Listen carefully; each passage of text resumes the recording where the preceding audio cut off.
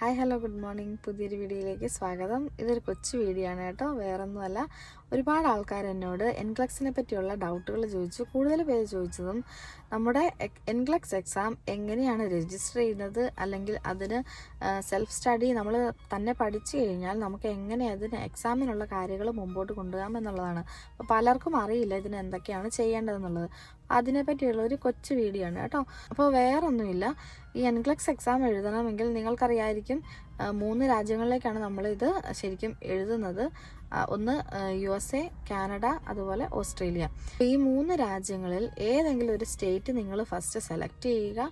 അതിനുശേഷം ഏത് സ്റ്റേറ്റ് ആണോ നിങ്ങൾ സെലക്ട് ചെയ്തത്, അല്ലെങ്കിൽ ഏത് പ്രൊവിൻസ് ആണോ നിങ്ങൾ സെലക്ട് ചെയ്തത്, അവരുടെ സൈറ്റിൽ അവരുടെ റിക്വയർമെൻറ്റ്സ് കറക്റ്റായിട്ട് മെൻഷൻ ചെയ്തിട്ടുണ്ടാവും. അപ്പോൾ ആ റിക്വയർമെൻറ്റ്സ് അനുസരിച്ച് നമ്മളുടെ പേപ്പേഴ്സ് ഒക്കെ ഫോർവേഡ് ചെയ്യുക. ആ പ്രോസസ്സിങ് കഴിഞ്ഞ് കഴിയുമ്പോൾ നിങ്ങൾക്ക് എലിജിബിലിറ്റി വരും. നിങ്ങൾ എലിജിബിൾ ആണോ, എക്സാം എഴുതാൻ എലിജിബിൾ ആണോ അല്ലയോ എന്നുള്ളത് വരും.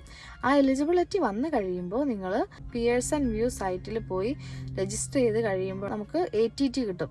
ATT എന്ന് പറഞ്ഞാൽ ഓതറൈസേഷൻ ടു ടെസ്റ്റ്. അതിനുശേഷം നമുക്ക് ഡേറ്റ് എടുക്കാം. ഇത്രയാണ് നമ്മളുടെ പ്രോസസ്സ് എന്ന് പറയുന്നത്. US-ന്റെ അണ്ടറിലാണ് ഇപ്പോൾ നിങ്ങൾ ഈ എക്സാം എടുക്കുന്നതെങ്കിൽ ഈ പ്രോസസ്സ് ഇത്രയേ ഉള്ളൂ.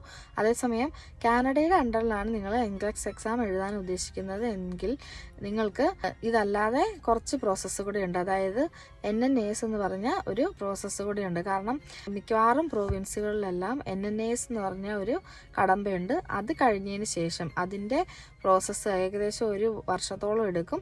അതും കഴിഞ്ഞതിന് ശേഷം നമ്മൾ പ്രൊവിൻഷ്യൽ ബോർഡിൽ അപ്ലൈ ചെയ്യുന്നതും അവിടെ നിന്ന് നമുക്ക് എലിജിബിലിറ്റി കിട്ടി നമുക്ക് എക്സാം എഴുതാൻ പറ്റുന്നതും. അപ്പോൾ കാനഡയിലെ ഇച്ചിരി ലെങ്തി ആയിട്ടുള്ള പ്രോസസ്സാണ് കേട്ടോ. അപ്പോൾ പെട്ടെന്ന് നിങ്ങൾക്ക് എൻക്ലക്സിന് എലിജിബിലിറ്റി കിട്ടണമെന്നുണ്ടെങ്കിൽ നിങ്ങൾ US നോക്കുകയാണെങ്കിൽ അതായിരിക്കും നല്ലത്. നമ്മുടെ ചാനലിൽ തന്നെ ഞാൻ വീഡിയോ ഇട്ടിട്ടുണ്ട്, ന്യൂയോർക്കിൽ എങ്ങനെ ലൈസൻസ് എടുക്കാമെന്നുള്ളത്. ഏകദേശം 6 മാസം കൊണ്ട് നിങ്ങൾക്ക് എൻക്ലക്സ് എഴുതാൻ പറ്റും ന്യൂയോർക്ക് ചെയ്യുകയാണെങ്കിൽ.